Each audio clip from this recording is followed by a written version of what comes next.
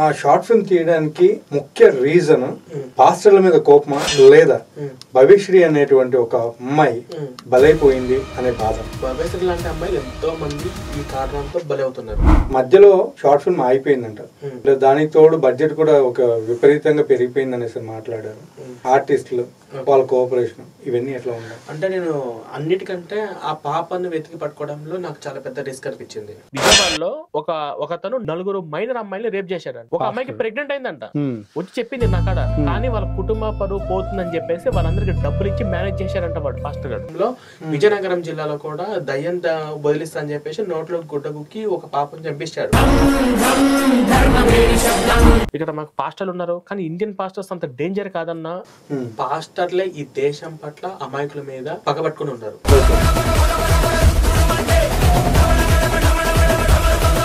నేను దాని నుంచి కాపాడే ప్రయత్నంలో తన మానవ జాతి లక్షణాలు కోల్పోయి ఒక వికృతమైనటువంటి రాక్షసుడిగా మారే ప్రక్రియని ఇంగ్లీష్ లో పాస్టర్ అంటారు.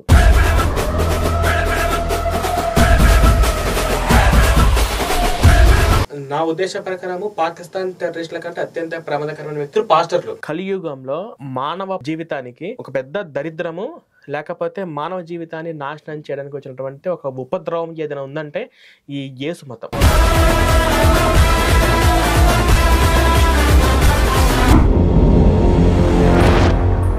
హాయ్ హలో నమస్తే, నేను మీ యాంకర్ నాగేంద్ర. ఈ రోజు మనం ఒక స్పెషల్ గెస్ట్, అంటే మనం ఎప్పుడు కూడా స్పెషల్ గెస్ట్ అని చెప్తామండి, మన ఎక్స్ క్రిస్టియన్ ప్రవీణ్ గారు. ఆయన ఈ రోజు స్పెషల్ గా కలవడం జరిగింది. దానికి రీజన్ ఏంటంటే ఆయన డైరెక్టర్ కూడా అయిపోయారండి ఇప్పుడు.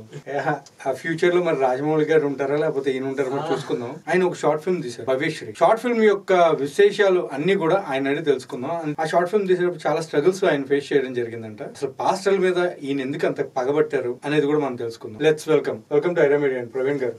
ఆఫ్టర్ లాంగ్ టైం మళ్ళీ ఎలా ఉన్నారు? చాలా సంతోషంగా ఉన్నాను. ఫస్ట్ గా ఈ ఐడియా మీడియా టీమ్ కు మీకు ప్రత్యేకంగా ధన్యవాదాలు. మేము ఇన్వైట్ చేయగానే మా ఈవెంట్ కు వచ్చి అందులో మీరు కూడా ఒక పార్టిసిపేట్ అయ్యారు. సో ఈ మూవీ ప్రమోషన్ కు మీరు కూడా ఒక అడుగు ముందుకేశారు. సో మీకు మీ ఐడియా టీమ్ మొత్తానికి మేము ప్రత్యేకంగా ధన్యవాదాలు చెప్పుకుంటున్నాం. నేను అడిగే క్వశ్చన్ ఏంటంటే ఇక్కడ అసలు మీరు ఆ షార్ట్ ఫిల్మ్ తీయడానికి ముఖ్య రీజన్ పాస్టర్ల మీద కోపమా లేదా భవిశ్రీ అనేటువంటి ఒక అమ్మాయి బలైపోయింది అనే బాధ. భవిశ్రీ లాంటి అమ్మాయిలు ఎంతో మంది ఈ కారణంతో బలవుతున్నారు. రీసెంట్ గా నేను మా ఊర్లో మా మరదలకి బాగాలేకపోతే నేను గవర్నమెంట్ హాస్పిటల్కి వెళ్ళాను. సేమ్ ఇలాగే కనిపించారు. నేను పేషెంట్ పక్కనే వాళ్ళు బైబిల్ పక్కన పెట్టేసి ప్రార్థన చేసుకుంటుండే సందర్భాలు కనిపించాయి. నేను ఆ సమయంలో ఏమీ అనలేని పరిస్థితి. తర్వాత ఇవి చాలా అంటే వీళ్ళ కన్నింగ్ మెంటాలిటీ ఎలా ఉంటుంది, వాళ్ళు అక్కడ రోగం తగ్గితే మా దేవుడు తగ్గించాలని చెప్పేసి అక్కడి నుంచే మత మార్పులు జరగడం లాంటివి నేను చాలా చూశాను. సో ఇలాగా భవిశ్రీ పాప బలైపోవడము, వాళ్ళ తల్లిదండ్రులు చెప్పినటువంటి సాక్ష్యం బేబీస్ లో వచ్చినటువంటి ఆర్టికల్లో నేను వాళ్ళ డాక్టర్ మాట్లాడిందని నేను చూసాను అనమాట. చూసిన తర్వాత ఇలాంటి ప్రతిరోజు జరుగుతూనే ఉన్నాయి. ఇవి జరగకుండా కనీసం చైతన్యం చేయడం కోసం మేము ఈ ప్రాజెక్ట్ అనేది మేము టేకప్ చేసాము. ఈ ప్రాజెక్ట్ రిలీజ్ చేసే లోపల బయటకు వచ్చిన విశేషాలే ఒక 10-15 మంది పిల్లలు చనిపోయారు. పూర్వమైన ఒక పాప జ్ఞానాపురంలో విజయనగరం జిల్లాలో కూడా దయ్యం వదిలిస్తా అని చెప్పేసి నోట్లో గుడ్డ కుక్కి ఒక పాపను చంపించాడు. నోట్లో గుడ్డ కుక్కి జ్ఞానాపురం విజయనగరం జిల్లాలో ఆ పాప పేరు పూర్ణిమ, 11 సంవత్సరాలు ఉంటుంది. పాప కూడా చాలా బాగుంటుంది, స్కూల్కి వెళ్ళే పాప. నీకు దయ్యం వదలగొడతాని చెప్పేసి నోట్లో గుడ్డ కుక్కి ఆ పాపను దయ్యం వదలగొడతాని చెప్పి పాపను చంపారు. పాప చనిపోయిన బాధలో పాప వాళ్ళ అమ్మ సూసైడ్ చేసుకుంది. వాళ్ళ అమ్మతో పాటు వాళ్ళ అమ్మమ్మ కూడా సూసైడ్ చేసుకుంది. మొత్తం ముగ్గురు వాళ్ళు నీళ్ళలో ముడికి సూసైడ్, అంటే పాప నా కూతురు నా జీవితం, నా కూతురు నా జీవితం ఎందుకని చెప్పేసి కూడా వాళ్ళు సూసైడ్ చేసుకుని చనిపోయారు. ఫ్యామిలీ చనిపోయారు ముగ్గురు. కేవలం స్వస్థత పేరుతోటి దయ్యం వదలగొడుతున్న దయ్యం ఉందని చేసినటువంటి పనుల వల్ల. అవును, కానీ ఇవి మనము కోర్టు దగ్గర మనం ప్రూఫ్ చేయలేము. కోర్టు దగ్గరికి వెళ్తే మనము సాక్ష్యాధారాలతో మనం సరిగా మనం శిక్షించలేము. ఎందుకు అంటే వాళ్ళంతటా వాళ్ళే వస్తున్నారు. ఇదంతా కూడా పెద్ద తలకనొప్పి. మేము ఇవి చాలా కాబట్టి జనాలలో అవేర్నెస్ మన దగ్గర ఉన్నటువంటి ఆయుధం అది పెద్దది సోషల్ మీడియా. అందులో సినిమా అనేది ఇంకా పెద్ద మీడియా, చాలా మందిని ఆలోచింపజేస్తుంది. ఈ సినిమా వాళ్ళు అట్లీస్ట్ ఒక 30 నిమిషాలు సరదాగా కూర్చొని చూస్తున్నా కూడా అందులో ఉన్నటువంటి పాయింట్లన్నీ వాళ్ళందరూ రియలైజేషన్ అయ్యే అవకాశాలు ఖచ్చితంగా ఉంటుంది, ముఖ్యంగా మారుమూల గ్రామ విలేజ్లలో. సో అందుకే మేము దీనికి చాలా కష్టపడి మా టీం అందరం నిర్ణయించుకొని మేము ఈ ప్రాజెక్ట్ చేశాము. ఈ షార్ట్ ఫిల్మ్ తీసేటప్పుడు భవ్యశ్రీ అనేటువంటి ఏ అమ్మాయితో బలైపోయిందో ఆ అమ్మాయి వాళ్ళ పేరెంట్స్ వాళ్ళ దగ్గర మీరు పర్మిషన్ తీసుకుని చేశారు లేకపోతే ఎట్లా? లేదు, మేమేం పర్మిషన్ తీసుకోలేదు. ఓకే. మేము ఆ ఊరు వెళ్ళాలనుకున్నాం కానీ మేము కొన్ని కారణాల వల్ల వెళ్ళలేకపోయాము. మేము ఓన్లీ BBC ఆర్టికల్లో వచ్చినటువంటి వీడియోస్ అక్కడ ఉన్నటువంటి వార్తల పరంగా మేము షార్ట్ ఫిల్మ్ తీసాం. Okay okay. అయితే ఇక్కడ భవిష్యత్ అనేటువంటి ఏ అమ్మాయితో ఉందో 8 ఏళ్ల పాప, ఆ అమ్మాయికి సంబంధించి ఎలాంటి ఇన్ఫర్మేషన్ అయినా సరే మీ వరకు ఎవరైనా తీసుకుని వచ్చారా లేకపోతే ఎట్లా? నా వర్క్ ఏం లేదు, నేను పేపర్లో చూసాను, వార్తల్లో చూసాను. ఆ ఊరి దగ్గరలో ఉన్న వాళ్ళు కొంతమంది చెప్పారు, నేను పంపించాను వెళ్ళి చూడమని చెప్పేసి. వాళ్ళు వెళ్ళి కూడా చూసారు. ఓకే. ఊరిలో అయినా సరే ఇన్ఫర్మేషన్ గ్యాదర్ చేశారు. అంటే నేను వెళ్ళి పర్టికులర్ గా ఇన్ఫర్మేషన్ కానీ పంపించారు. ఆ తర్వాత వాళ్ళకంటే BBC ఛానల్ వాళ్ళు వెళ్ళి వాళ్ళు మొత్తం అన్ని వివరాలు సేకరించారు. వాళ్ళ అమ్మ వాళ్ళ నాన్న ఆ పాస్టర్ చుట్టుపక్కల ఉన్న వాళ్ళు వాళ్ళందరూ ఇంటర్వ్యూ తీసుకున్నారు. ఆ పాపకు ట్రీట్మెంట్ చేసిన హాస్పిటల్లో డాక్టర్ ది కూడా వాళ్ళు ఇంటిస్తున్నారు. సో అవన్నీ నేను పాయింట్లు అన్ని రాసుకొని మేము కథ రాసుకొని మేము షార్ట్ ఫిల్మ్ తీసాం. ఓకే, నైస్ అండి. ఈ షార్ట్ ఫిల్మ్ లో మీరు చేసినటువంటి కొన్ని సాహసాలు ఓకే మధ్యలో షార్ట్ ఫిల్మ్ అయిపోయిందంట, దానికి తోడు బడ్జెట్ కూడా ఒక విపరీతంగా పెరిగిపోయింది అనేసి మాట్లాడారు. ఆర్టిస్టులు వాళ్ళ కోఆపరేషన్ ఇవన్నీ ఎట్లా ఉన్నాయి? అంటే నేను అన్నిటికంటే ఆ పాపను వెతికి పట్టుకోవడంలో నాకు చాలా పెద్ద రిస్క్ అనిపించింది. నేను కొన్ని సీన్స్ తీసిన తర్వాత వాళ్ళ పేరెంట్స్ ఒప్పుకోకపోవడము, నేను కొన్ని సీన్స్ తీసిన తర్వాత అంతకన్నా ముందు 2 పాపలతోటి నేను కొన్ని సీన్స్ తీసాను. ఇలా సమాధిలో పడుకోవాలి, తర్వాత అది మొత్తం రియలిస్టిక్ గా జనాలకు చూపించాలి. తర్వాత నా వీడియోలు చూసి ఈ అబ్బాయి క్రిస్టియన్కి వ్యతిరేకంగా ఉన్నాడు, అసలు ఎందుకు తలక నొప్పి. కొంతమంది మా రిలేటివ్స్ మా ఫ్రెండ్స్ క్రిస్టియన్స్ ఉన్నారండి, మేమందరం ఒకటే, మీరు మీతో పాటు కలిసి మేము షార్ట్ ఫిల్మ్స్ ఉంటే మాకు చెడ్డ పేరు వస్తుందేమో, మాకు మళ్ళీ క్రిస్టియన్స్ మాకు వ్యతిరేకం అవుతారేమో అని చెప్పేసి ఇలా భయపడి వెనక్కి వెళ్ళిపోయి చాలా మంది ఉన్నారు. తర్వాత పాస్టర్ క్యారెక్టర్ కు కూడా ఆ తర్వాత చాలా కష్టపడి మేము ఆ పాపని వెతికి పట్టుకున్నాము. వాళ్ళ పేరెంట్స్ తీసుకొచ్చి మొత్తం అన్ని ఎక్స్ప్లెనేషన్ చేశాము, వాళ్ళు ఒప్పుకున్నారు. తర్వాత పాస్టర్ క్యారెక్టర్ కూడా ఆ డైలాగ్స్ చెప్పడము అలా పాస్టర్ గా చేయడం చాలా మంది వెతికి పట్టుకోవడంలో కూడా కష్టమైంది. వచ్చిన వాళ్ళు కూడా వాళ్ళు నాకు అంత సాటిస్ఫాక్షన్ ఆర్టిస్ట్ లాగా నాకు అనిపించలేదు. షార్ట్ ఫిల్మ్ ఆడిషన్స్ అయింది అనుకుని కూడా కొంతమంది రాలే. వచ్చిన తర్వాత కొన్ని బైబిల్ రిఫరెన్స్ ట్రైనింగ్ ఇప్పడం. సో ఇక్కడ కూడా అంటే ఆర్టిస్టులను అందరినీ వెతికి పట్టుకోవడము, ఎందుకంటే ఈ కంటెంట్ అనేది కొంతమంది హిందువులు కూడా భయపడుతున్నారు. ఇది మాకు పాస్టర్ నుంచి ఏమైనా ప్రాబ్లం వస్తాము, క్రిస్టియన్స్ వ్యతిరేకంగా ఈ అబ్బాయి తీసే అన్ని క్రిస్టియన్ వ్యతిరేకంగా ఉంటాయని చెప్పేసి ఇలా ఆలోచించి ఉన్నారు. సో నాకు ఈ యొక్క కాస్టింగ్ డైరెక్టర్ ని వీళ్ళను పట్టుకోవడంలో నాకు చాలా ప్రాబ్లమ్స్ కొంచెం ఫేస్ చేశాను. 2 సార్లు పాపను మార్చేశాను. నేను ఒక ప్రోమో ఆల్రెడీ మొత్తం 3 పాపలు చేశారు దీనిలో. షార్ట్ ఫిల్మ్ ముందు ముందేమో 2 చేశారు, 3వ పాప ఈ అమ్మాయి. ఓకే, ఆరాధ్య. ప్రోమో కూడా నేను రిలీజ్ చేశాను యూట్యూబ్ లో ప్రోమో కూడా ఈ పాపతో మేము తీసిన కొన్ని సీన్స్ కూడా ప్రోమో కూడా నేను రిలీజ్ చేశాను. ఆ తర్వాత అంత ముందు ఇంకో పాప కూడా అంత నాకు మళ్ళీ 11-12 సంవత్సరాల పిల్లలు దొరుకుతున్నారు, కానీ నాకు కావాల్సిన 8 years పాప. వాళ్ళు అన్ని చేస్తామంటున్నారు కానీ మళ్ళీ అన్ని చేస్తే మళ్ళీ మదర్ ని వేరే ఏజ్ లో చూపించాలి, కానీ ఆ ఏజ్ కాకుండా వేరే చూపించాలి. ఇవన్నీ ఆలోచించుకున్నాను. కాబట్టి నాకు 8 years పాపనే కావాలి అని అనుకుని ఆ పాపను వెతికి పట్టుకోవడం కొంచెం కష్టమైంది. సో మొత్తానికి దొరికిన తర్వాత నేను ఒక బడ్జెట్ అనుకున్నాను, అనుకోకుండా ఆ బడ్జెట్ క్రాస్ అయిపోయి వెళ్ళిపోయింది.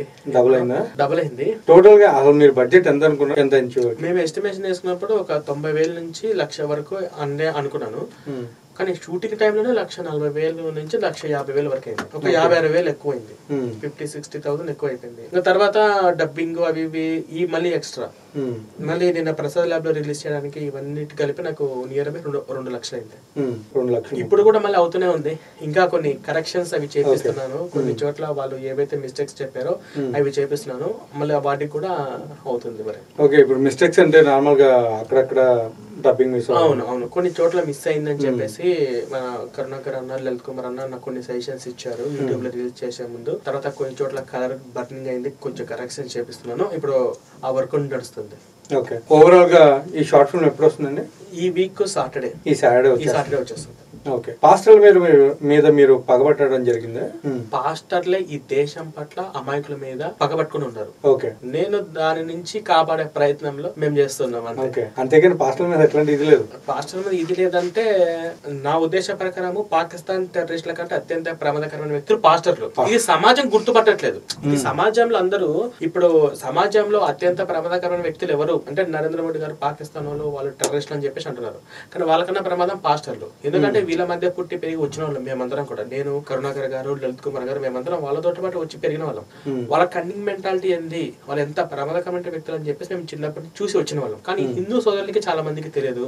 క్రైస్తవులు కూడా ఇంకా ఇప్పుడు కూడా గుడ్డిగా వీళ్ళని నమ్ముతూ ఉన్నారు. కొంతమంది తెలిసి కూడా బయటికి రాలేకపోతున్నారు. అరే పాస్టర్ ని తిడితే మళ్ళీ నాకు నా ఫ్యామిలీకి ప్రాబ్లం అవుతుంది, పోనీలే దేవుడు చూసుకుంటారు అని చెప్పి. ఇప్పుడు మీరు ఒకవేళ పాస్టర్ తిడితే దేవుని తిట్టినట్టు అన్నట్టు చాలా మంది ఇలా క్రిస్టియన్స్ లో ఉన్న వాళ్ళే చాలా మంది మా వాళ్ళందరూ పాస్టర్ తప్పు చేశారంటే పాస్టర్ డబ్బులు దానికి దీనికి వాడుతున్నారు అంటే నేను పాస్టర్ కి ఎట్లేదు డబ్బులు దేవుడికి ఇస్తున్నా అంటున్నాడు. అయ్యో మొన్న ఒక వీడియో కూడా చూసాను, ఒక ఆవిడ అదే చెప్తున్నారు, మీరు దశంభాగాలు ఇవ్వండి, మీరు ఎవరికి ఇస్తున్నారు, దేవుడికి మాత్రం ఇస్తున్నారు, మాకు ఇవ్వట్లేదు, లేకపోతే ఎవరికి ఇవ్వట్లేదు, మీరు మనుషులకి ఇవ్వట్లేదు, దేవుడికి ఇస్తున్నారు, అది గుర్తు పెట్టుకుని దశంభాగాలు ఇవ్వండి అని చెప్పేసి లిటరల్ అడుక్కుంటున్నారు, బెదిరించి భయపెట్టించి లాక్కుంటున్నారు.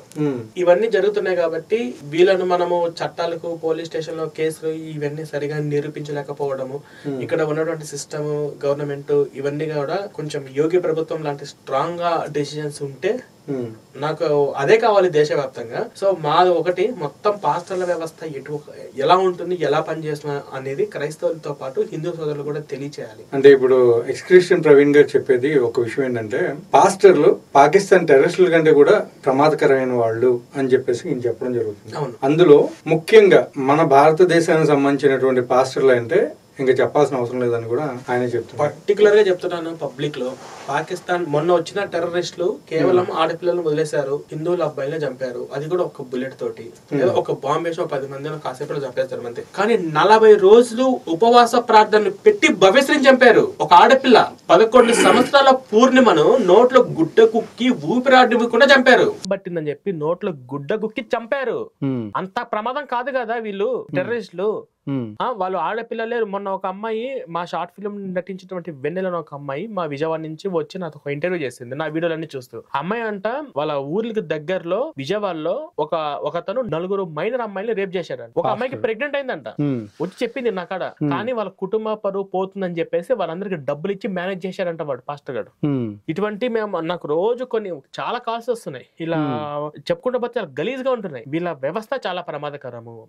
వీళ్ళు దేవుడి పేరుతోటి, మతం పాస్టర్ వ్యవస్థ అనేది కూడా ప్రమాదకరమే. పాస్టర్ అంటే ఒక సింపుల్ గా చెప్పాలి అంటే, ఇది మంచిగా పెట్టుకుని, ఒక మనిషి తన మానవ జాతి లక్షణాలు కోల్పోయి ఒక వికృతమైనటువంటి రాక్షసుడిగా మారే ప్రక్రియని ఇంగ్లీష్ లో పాస్టర్ అంటారు. అంటే మనిషి అనే లక్షణాలు ఒకసారి చెప్పండి, మాకు అర్థం కాదు. పాస్టర్ అంటే చాలా జాగ్రత్తగా గుర్తుపెట్టుకోండి, ఒక మనిషి తన మానవ జాతి లక్షణాలు కోల్పోయి ఒక వికృతమైనటువంటి రూపం, అంటే ఒక రాక్షసుడిగా మారే ప్రక్రియను మనం ఇంగ్లీష్ లో పాస్టర్ అంటారు.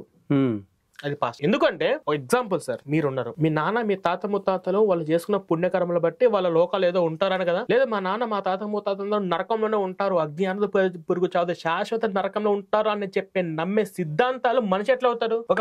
ఒక హ్యూమన్ ఎలా ఉంటారు? మనిషి లక్షణాలు, హ్యూమన్ బీయింగ్స్. అసలు దేవుడు అన్నవాడి ఎలా చేస్తారన్న ఒక ఆలోచన కూడా లేకుండా అది నమ్ముతున్నారంటే రాక్షస లక్షణాలు కావా? అంటే ఇప్పుడు క్రైస్తవ్యం అసలు మానవత దృక్పథంలో అసలు లెక్కించదగింది కాదు అంటారు. ఈ భూమి మీదకి కలియుగంలో మానవ జీవితానికి ఒక పెద్ద దరిద్రము, లేకపోతే మానవ జీవితాన్ని నాశనం చేయడానికి వచ్చినటువంటి ఒక ఉపద్రవం ఏదైనా ఉందంటే ఈ యేసు మతం. కానీ పర్టికులర్ గా మన ఇండియా, విదేశాల క్రిస్టియన్స్ గురించి నేను చెప్పను, విదేశాల క్రిస్టియన్స్ మొత్తం రియలైజ్ అయిపోతున్నారు. చాలా చోట్ల కూడా ఈ నమ్మట్లేదు, అసలు వాళ్ళు అందరూ నాస్తికులుగా మారిపోతున్నారు, తోటి వారి పట్ల సంతోషంగా ఉంటున్నారు. కానీ పర్టికులర్ గా ఈ దరిద్రం అంతా ఇండియాలోనే. ఇక్కడ ఉన్నటువంటి ఇండియన్ పాస్టర్స్ ఇంకా డేంజర్. ఇండియన్ పాస్టర్స్ డేంజర్ అని చెప్పి అమెరికాలో ఉన్నటువంటి మన వాళ్ళు మాకు కొంతమంది ఫోన్ చేసి చెప్తుంటారు, అన్న మా ఇక్కడ క్రిస్టియన్స్ ఉన్నారు, ఇక్కడ మాకు పాస్టర్లు ఉన్నారు, కానీ ఇండియన్ పాస్టర్స్ అంత డేంజర్ కాదన్నా, వీళ్ళు కొద్దిగా కాస్త కూర్చోబెట్టి మాట్లాడి చెప్పగలిగితే వాళ్ళు అరే ఇదేం సిద్ధాంతం అని చెప్పి ఆలోచించే పొజిషన్ లో ఉన్నారు. కానీ ఇండియన్ పాస్టర్స్ ఇంత దరిద్రంగా ఉన్నారని చెప్పేసి అంటున్నారు. ఇక్కడ ఇంకొక విషయం ఏంటంటే, అసలు బైబుల్ ని రాసింది కూడా ఒక బ్రాహ్మణ ధర్మానికి సంబంధించినటువంటి ఒక వ్యక్తి అని కూడా మాట్లాడుతున్నారు. లేదు, అది అసలు ఎందుకంటే సంబంధించింది కాదా. అంటే భారతదేశంలో తెలుగు గ్రంథం అంటే తెలుగు బైబుల్ ని రాసిన వాళ్ళు చాలా మంది ఉన్నారంట.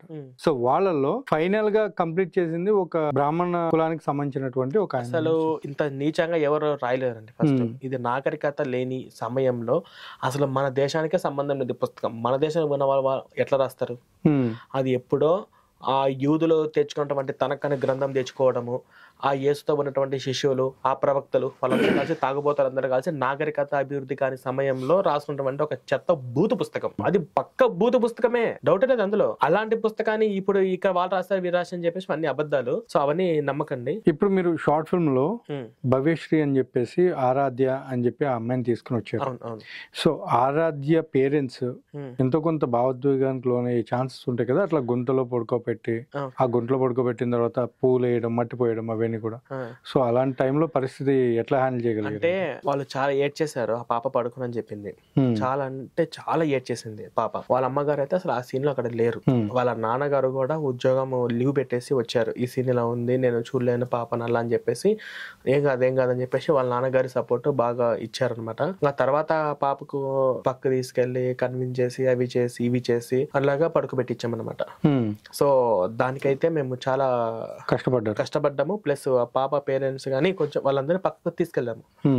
పక్క తీసుకెళ్లి మా దాంట్లో ఉన్న శివాలి గారు పాపం బాగా మాట్లాడి చెప్పి ఏం కాదు అని చెప్పేసి పాపం చెప్పేసరికి ఒప్పించాము. ఇంకా అసలు ఒక్కొక్కసారి ఇంకా ఈ సీను లేదులే, మొత్తం ఒక డమ్మీ వైట్ క్లాత్ పెట్టేసి చేద్దామని అనుకున్నాను. నేను అలా అనుకున్నాను. కాకపోతే ఇంకా మంచిగా పండాలి సెంటిమెంట్ అనే కారణంతో పడుకోబెట్టించాలని చెప్పేసి ఆ వైట్ కలర్ క్లాత్ తీసుకొని వచ్చి మేము చేపించాము అనమాట. ఓకే.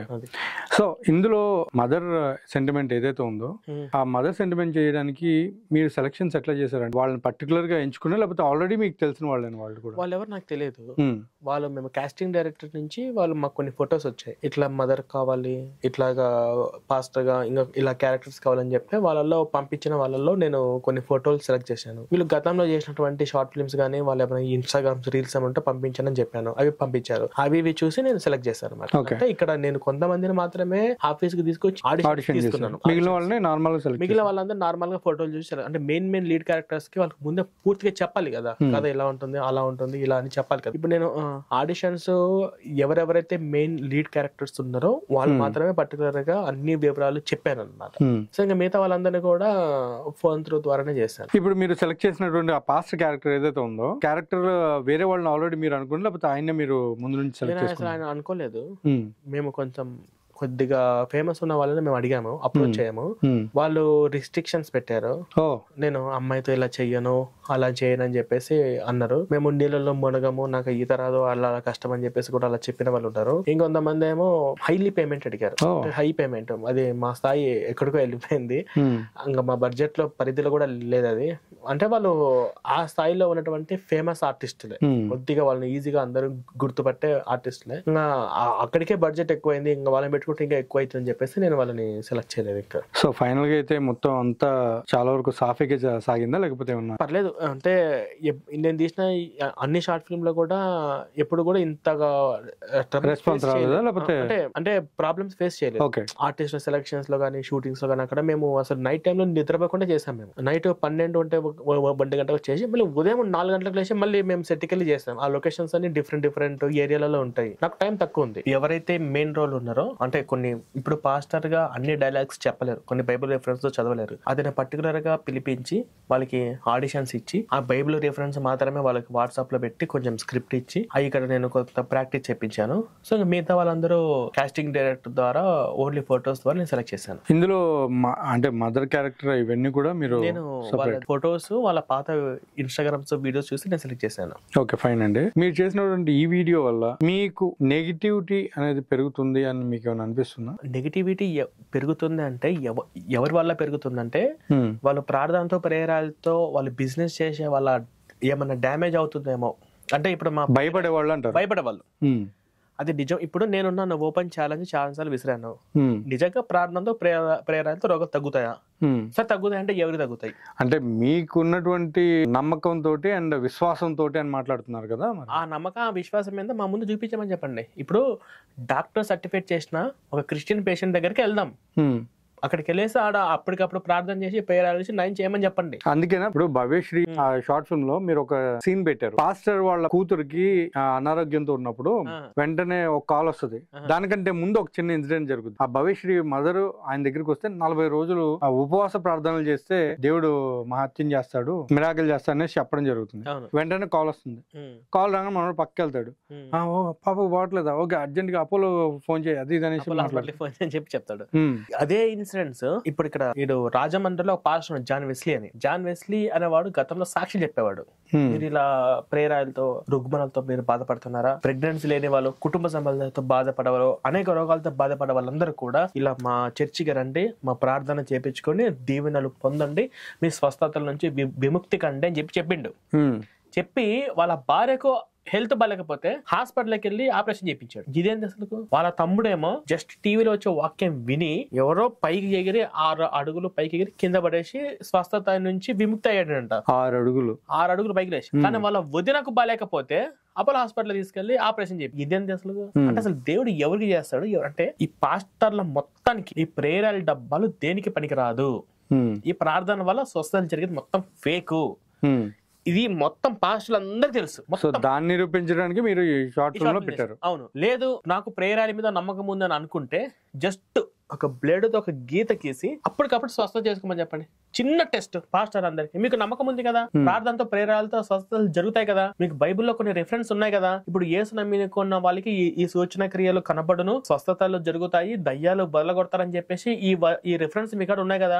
మరి ఒక చిన్న ఒక గుండె పినిసైనా కూర్చోకొని కొంచెం రక్తం వస్తే అప్పటికప్పుడు స్వస్థత చేసుకోమని చెప్పండి. అంటే ఇది ఫేక్ అని పాస్టర్లకు తెలుసు, కానీ అమ్మాయికులకు తెలియదు. చర్చికి వెళ్ళే అమ్మాయికమైనటువంటి విశ్వాసాలకు తెలియదు. సో వాళ్ళందరికీ కూడా అర్థమయ్యే రీతిలో నేను ఆ సీన్ పెట్టాను. అరే నిజంగా పాస్టర్ కూతురికి బాగాలేకపోతే హాస్పిటల్ జాయిన్ చేపిస్తారు, కానీ మీ ప్రాణాల దగ్గర కోసం మాత్రమే ఉపవాస ప్రార్థన అంటూ ప్రేయర్ అంటూ చివరికి మీ ప్రాణాలు తీయడానికి కూడా ఈ క్రూరమైనటువంటి పాస్టర్లు ఉదాహరణ భవ్యశ్రీ. ఇది రియల్ గా జరిగింది. మేము సినిమా లాస్ట్ లో రియల్ ఇన్సిడెంట్స్ ని ప్లే చేస్తాను. ఇది చూసానా ఇక్కడ నుంచి అయినా మేలుకోండి. నేను మత మారమని చెప్పట్లా, వీళ్ళ ప్రార్థనతో ప్రేయాలతో నమ్మకాకండి ఈ విషయంలో కానీ చెప్పేసి ఒక మా ప్రయత్నం. ఇలా చూసుకుంటే పాస్టర్లలో కొంతమంది చేసినటువంటి దురాగతాలకి చెన్నైలో కూడా ఎవరు దొరికారు అంతను కూడా అరెస్ట్ చేశారు. అవును, ఏదో చెన్నైలో కాదు, కేరళలో. కేరళనా లేకపోతే చెన్నై? కేరళలో ఒకతను అరెస్ట్ చేశారు, పంజాబ్ లో ఒకతను అరెస్ట్ చేశారు. పేరు ఏదో ఉంది, ఆయన పేరు బజరంగ్ ఏదో ఉంది, బజరంగ్ పాస్టర్ ఏదో ఉంది. కేరళలో అయితే 2 మైనర్ అమ్మాయిని రేప్ చేశారని చెప్పేసి వాడు పెద్ద చిల్ల చిత్తక పాస్టర్లు కాదు. అతను సభలు పెడితే సుమారు ఒక 4-5 వేల మంది జనాలు వస్తారు. మంచి సింగర్ అయినా 2 మైనర్ అమ్మాయిని రేప్ చేశారని చెప్పి అరెస్ట్ అయింది. ఇంకో పాస్టర్ ఆయన పేరు పంజాబ్ లో పేరు ఏదో ఉంది, ఆయనకి ఇప్పుడు జీవిత ఖైదు జైలు శిక్ష పడింది. వారేం చేశారంటే ఒక పాప చచ్చిపోయిన శవాన్ని తీసుకొని చర్చి లోపలికి వెళ్తే అంటే అందరు జనాలందరూ ముందు చూస్తుండగా స్వస్థతలు చేసిండు. ఆ పాప అక్కడ లేసి ప్రాణంతో బయటకు వచ్చింది. వీడి కాలు ఎరిగితే, పాస్టర్ గారి కాలు ఎరిగితే హాస్పిటల్కి వెళ్ళి రాడ్ పెట్టి, ఆ వీడియో ఉంది, నేను మీకు షేర్ చేస్తాను, చూపించండి. వీడికి కాలు విరిగిన వెంటనే హాస్పిటల్కి వెళ్ళి రాడ్ పెట్టించుకున్నాడు. ఒక పాప చచ్చిపోయిన శవాన్ని తీసుకొస్తే జనాలందరి ముందు ప్రార్థన చేసి బతికించండు. అంటే ఇక్కడ ఉన్నటువంటి చట్టాలు ఎంత వీక్ గా ఉండకపోతే హ్యూమన్ రైట్స్ కానీ మానవ హక్కుల కమిషన్స్ వీళ్ళు కానీ, లేకపోతే కొంతమంది చెప్తుంటారు కదా ఈయన పేరు నాస్తికులు, మూఢనమ్మకాలను నిర్మూలించడానికి మేము ఒక సంఘాలను ఏర్పాటు చేస్తున్నామని చెప్పేసి వీళ్ళు కానీ, ఈ పోలీస్ డిపార్ట్మెంట్ కానీ వీళ్ళందరూ చాతగానోళ్ళు, వీళ్ళందరూ మౌనంగా ఉంటారు. ఇలాంటి ప్రేరాల డబ్బాలతో పబ్లిక్ లో యూట్యూబ్ లో పెడుతున్నారు అంటే ఫ్రాడ్ చేసి. అది ఈ వీడియోస్ అని మనం వెళ్ళి స్టింగ్ ఆపరేషన్ చేసి మనం అన్ని చేసినాయి కాదు, వాళ్ళంతటా వాళ్ళు సోషల్ మీడియాలో పెట్టుకుని మేము దయ్యాన్ని వాళ్ళు కొడుతున్నాం చూడండి అని చెప్పేసి పెట్టుకున్నట్టు. ఇవన్నీ వీక్ గా ఉండబట్టి, చేతగానోళ్ళు కాబట్టి ఈ పాస్టర్ లెక్క క్రూరత్వం ఎంతగానో తెగిస్తున్నారు.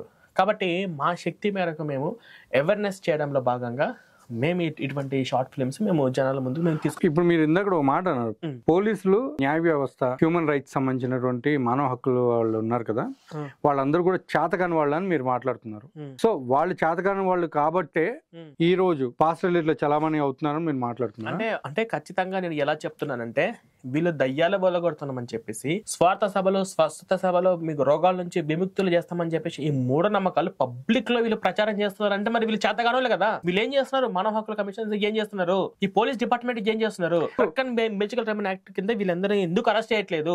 భవ్యశ్రీ పాప పోయింది, పూర్ణిమ పాప పోయింది, ఇంత ముందు కూడా బాప్తిసం ఇస్తే 2 పిల్లలు మైనర్లు ఆడపిల్లలు చచ్చిపోతున్నారు. వీళ్ళ మాటలు నమ్మి మరి ఇన్ని ప్రాణాలు కోల్పోతుంటే మరి వీటన్నిటి మీద ఎందుకు యాక్షన్ తీసుకోవట్లేదు? స్వస్థతలతో ఇప్పుడు మనకు ప్రతిరోజు ఫోన్ లో వస్తే మీ బ్యాంక్ అకౌంట్ హ్యాక్ అయిపోతుంది, మీరు బ్యాంక్ నుంచి నెంబర్ వస్తే మీరు నమ్మకాకండి అని చెప్పేసి అలర్ట్ చేస్తున్నారు కదా. మీరు నమ్మకాకండి, ప్రార్థనతో ప్రేరాలతో తగ్గవని చెప్పేసి ఇలా గవర్నమెంట్ అలర్ట్ చేయాలి. ప్రతి చోట పోలీస్ స్టేషన్ ఉన్న ప్రతి చోట పోలీసు వాళ్ళందరూ కలిసి వాళ్ళ ఒక మండలంలో ఒక మీటింగ్స్ పెట్టాలి. మీరు ప్రేరాలతో కానీ ప్రార్థనతో రోగాలు తగ్గుతాయని చెప్పేసి నమ్మకాకండి, ఇటువంటి నమ్మే వాళ్ళని మీరు ఎంకరేజ్ చేయకండి అని చెప్పేసి ఎందుకు చెప్పట్లేదు? ఇవన్నీ వాళ్ళు చేయాల్సిన బాధ్యత. మేము చేస్తే ఎంతమందికి రీచ్ అవుతుంది, మా శక్తి ఎంత, మా యూట్యూబ్ ఛానల్స్, మా సబ్స్క్రైబర్స్, మా వ్యూయర్షిప్ ఎంత. కాబట్టి ఇది వాళ్ళు చేయాల్సిన పని. ఇది ప్రభుత్వం కూడా కళ్ళు తెచ్చుకొని ఇది షేర్ చేయాల్సినటువంటి బాధ్యత. ఇప్పుడు వాళ్ళు అలాగా వాళ్ళు చెయ్యట్లేదు కాబట్టి మేము మా టీం అందరం కలిసి మాకు ఉన్నటువంటి సర్కిల్లో మేమందరం కలిసి అన్ని చుట్టుపక్కల ఏరియాల ప్రాంతాలలో కూడా వాళ్ళు అట్లీస్ట్ ఇంట్లో అందరిని కూర్చోబెట్టి టీవీ ముందైనా చూపించే ప్రయత్నం మేము చేస్తాం. అంటే ఇప్పుడు మీరు మాట్లాడిన విధానంలో నాకు అర్థమైంది 2 విషయాలు ఉన్నాయండి. పాస్టర్ల మీద కేసులు పెట్టడం వల్ల కాదు అండ్ మనం నిరూపించడం మీరే చెప్పారు ఇందాక. అలాంటప్పుడు హ్యూమన్ రైట్స్ వాళ్ళు కానివ్వండి, లేకపోతే పోలీసులు కానీ వాళ్ళు ఎలాంటి యాక్షన్స్ చేసుకోగలరు, ఎలా చేసుకోగలరు? ఎలాంటి యాక్షన్స్ అంటే ఇప్పుడు వాళ్ళ చేతిలో పవర్ ఉంది, ఇప్పుడు చట్టాలు కూడా ఉన్నాయి. ఎంత పవర్ ఉన్నా కానీ నేను చెప్తాను, మీరే అన్నారు వాళ్ళని, ఇప్పుడు పాస్టర్లు ఎవరిని కూడా ఎవరు నిరూపించలేరు. పాస్టర్లు చేసేటువంటి మోసాలను కూడా మనం నిరూపించలేమని మీరే మాట్లాడారు. మరి అన్నప్పుడు వాళ్ళు ఏం చేయగలరు? వాళ్ళు అవేర్నెస్ చేయాలి. వాళ్ళు చేయాల్సిందంటే ఇప్పుడు నిరూపించలేదంటే ఎక్కడ నిరూపించలేమంటే కోర్టులో మనము నిరూపించలేము, కోర్టులో తప్పించుకోవచ్చు, కానీ పోలీసులో పనిచేయచ్చు. స్వస్థతలతో రోగాలు తగ్గుతాయని చెప్పే దాని వెనక డ్రగ్ అండ్ మెడికల్ యాక్ట్ కింద వాళ్ళు అరెస్ట్ చేయొచ్చు. ఎలా తగ్గిస్తారా ప్రేరాలతో ఎలా అని వీళ్ళకి అరెస్ట్ చేసే పవర్ వీళ్ళకి ఉంది. ఈ యొక్క చట్టాన్ని వాడుకోవచ్చు. సో ఇది నేను చేయమని చెప్తున్నా. నేను కల్వర్ సతీష్ కుమార్ ఉన్నారు, ఆయన కర్చీఫ్లు అమ్ముతారంట. అవును, కర్చీఫ్లతో పాటు ఆయిల్ కూడా ఇది అమ్ముతారంట. సో మరి వాటి గురించి మరి ఇప్పటిదాకా ఎవరు కూడా ఎట్లాంటి నెగిటివ్ గా కూడా కామెంట్ చేయలేదు కదా. అలా చూసుకుంటే ఎందుకు నెగిటివ్ కామెంట్ చేయలేదు?